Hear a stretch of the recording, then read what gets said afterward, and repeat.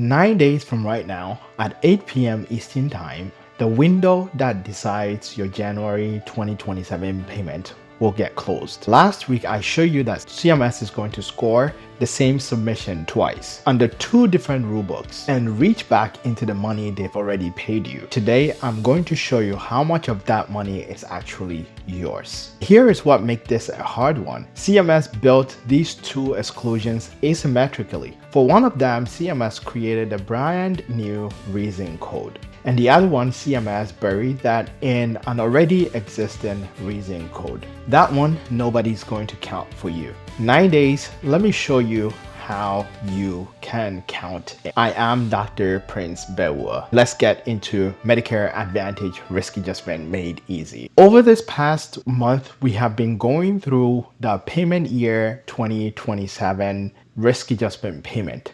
Although the payments comes in January, the preparations you are making today is what's actually counted.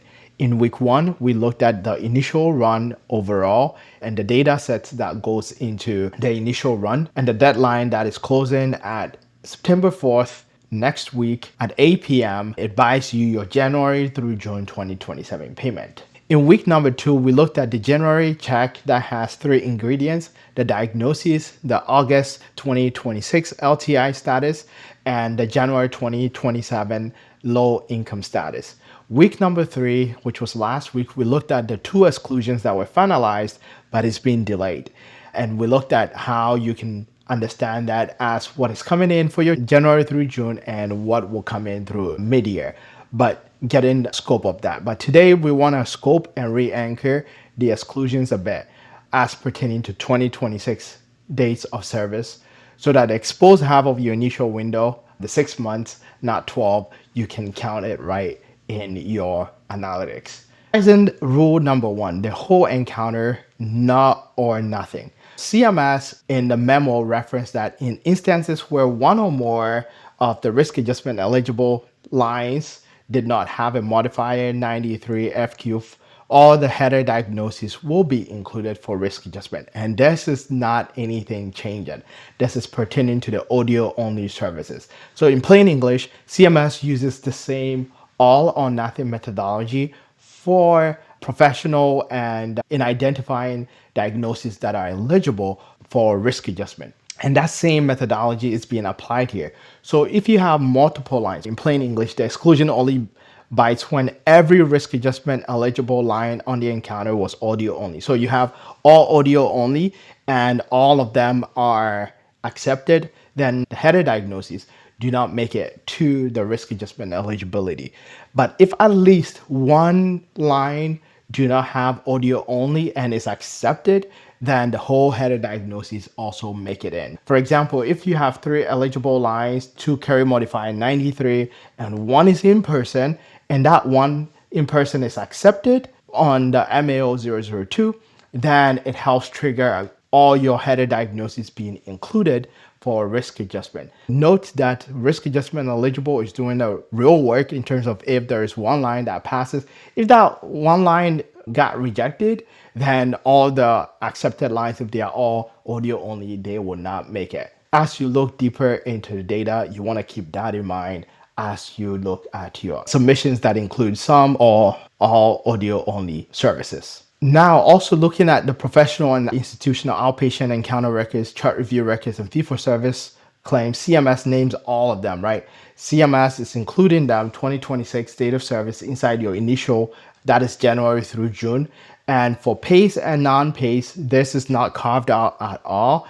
And the encounters where every risk adjustment eligible line carries 93 of FQ, not encounters containing audio only line, that number is much larger and that's the wrong number. You don't want to use that in your counting to estimate. Otherwise, you would have overestimated. This applies to both PACE, non-PACE, everybody, and CMS is excluding these from risk adjustment eligible diagnoses as CMS works on initial payment. Looking at rule number 2, as we size it, the unlinked chart review records, and I had a video last week on that. So for that one, it's non-PACE only. PACE Still good for unlinked chart review records, will continue to be considered for risk adjustment for calendar year 2027 or payment year 2027. If you are a non-PACE organization, this is something that you want to keep in mind, but if you're a PACE, it is still okay. The switcher test, based on the July memo, parent organization effective on the date of service versus the parent organization effective on the time of submission.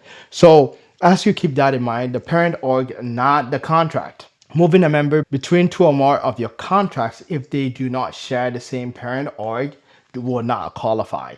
If you're doing it, make sure the parent org is still there and they share the same parent org, and then the switchers will work out. No exception for beneficiaries who are fee for service during the data collection period. As you look at or include or exclude switchers, just make sure that they fall in the same parent organization. If they are in different contracts which map to different parent organizations, they do not qualify. Just make sure that it's also working out from that perspective. There is a new reason code that is being applied, and there is an old reason code that is still being applied. For a new reason code of U for diagnosis disallowed because it came from unlinked chart review records, and also do not meet the parent org exception. So this applies to non-PACE organizations, but for audio only, CMS is still leveraging the disallowed reason code on the MAO4H, which is being used for HCPCS CPT codes. That is still going to be used. We are getting the new reason code U for unlinked chart review. So far as the submission is unlinked chart review for non-PACE, you will get the reason code of U, and then for the audio only CPT HCPCS reason code, and you will see that in your MAO004. So please watch out for this new reason code and the expanded function of the H as it applied to the audio only as well. The timeline, again, the schedule, we have been beating on this because it helps you to plan as you plan for even for initial and also for mid-year. Between January through September 2026, submissions that are coming in between January through September 2026, this goes into set 1 as issued and no matches for initial. January through September 2026, set 2 reissued November, the MAO4 schedule, then matches for mid-year, and then October 2026 onwards from the November report is yes, permanently being reflected of these exclusions. So your January 2027 payments is already fixed by November. Every forecast before then happens without this report. Keep this in mind as you get your MAO004 schedule per CMS's publication. The last 9 days that we have left, these are some things that you can do. Submit everything from January 2025 through June 2026. You want to prioritize that and submit that. Sometimes you'll be submitting data of 2027 date of service. Yes, it's good to submit it, but if you have some data that falls within the initial payment, you want to prioritize that because there's a deadline on that. Including unlinked chart reviews and audio only, and the delay makes the initial more generous, not less. Flag the two as you submit everything. You want to flag it for your submission decision and also for your analytics decision. Let it roll. Just don't miss the deadline. Make sure things make it on the deadline next week, and the timeline is 8 p.m. Eastern time. It's not midnight. On the West Coast, please make sure it is 8 p.m. Eastern time. So 5 p.m. on the West Coast. Don't aim for 7:55 p.m. to be submitted. The data may be stuck. Just anything can happen. Just make sure you make your submission in on time. September 4th closes the initial deadline, and that's it. After September 4th, the next one is March 5th for mid-year, and then the final comes in 2028 for that. So, but you'll be, as we get into 2027, you'll be planning for final, not for payment year 20. You can prioritize just based on these timelines to know which data you want to get in.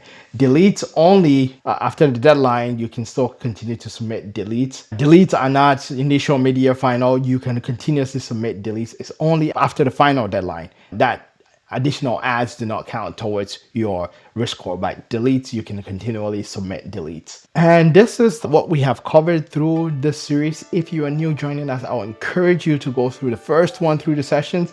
Week 1, we covered what the initial window is. Week 2, we looked at the January checks, and then we look at the inclusion, exclusion, and how to size it so that you are able to use it to understand your payment and also even understanding your forecast, right? It's not a forecast, but you can use it to know which one is being added, which one is being excluded and included, and then be able to forecast your payment correctly as you move into initial 2027 payment. Enjoy 2027 payment as the deadline comes and we see the payments coming in January. Before you go, if you have not received your free gift, it is From Chaos to Clarity, a one-page cheat sheet mapping fee-for-service claims, RAPs, and MA encounter data side by side. You can get your free copy on this website, go.thehillsacademy.com. You fill it out and it will be sent to your inbox for free. If this has been helpful to you, share, subscribe, because it helps you not to miss anything and also helps us to reach a wider audience. Thank you for joining us this month and happy payment year 2027. Thank you and bye for now.